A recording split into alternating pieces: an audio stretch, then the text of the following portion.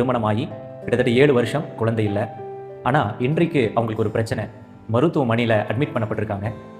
நான் உங்களை குறித்து சொன்னோன்னே எப்படியாவது இந்த ஊழியரை கூட்டிட்டு சொல்லி சொன்னாங்க.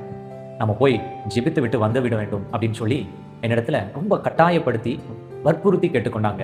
நான் சொன்னேன், ஆல்ரெடி காரமடையிலேருந்து வந்திருக்கோம், அங்கே திரும்ப போகணும், இன்னொரு நாள் பார்க்கலான்னு அவங்க ரொம்ப வற்புறுத்தி, அவர் ரொம்ப சீரியஸான நிலைமையில் இருக்கிற, தயவு செஞ்சு வாங்கன்னு. கடந்து போனோம். போகிற வழியில் ட்ரைவ் பண்ணி 6 மணிக்கு அங்கேருந்து கிளம்பி ட்ரைவ் பண்ணி போயிட்டே இருக்கேன். போய் கொண்டு இருக்கும் பொழுது, நான் ட்ரைவ் பண்ணிகிட்டே இருக்கும் பொழுது கண்ணை திறந்து தான் ட்ரைவ் பண்ணுறேன் இல்லையா. ட்ரைவ் பண்ணும்பொழுது எனக்கு ஒரு விஷயம் வருது, தரிசனம்.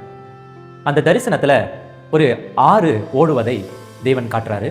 அந்த ஆறு நடுவில் அந்த ஓரத்தில் ஒரு படிக்கட்டு, நம்ம கிராமத்துலலாம் இருக்கும் ஒரு ஆறு ஓடும், அங்கே படிக்கட்டு இருக்கும். பெண்கள்லாம் போய் குளிப்பதும் துணி துவைப்பதும் ஆண்கள் போய் நீச்சல் அடிப்பதுமான அந்த இடம் படிக்கட்டு. அப்படி ஒரு இடத்தை காமிக்கிறாரு. யாருமே இல்லை.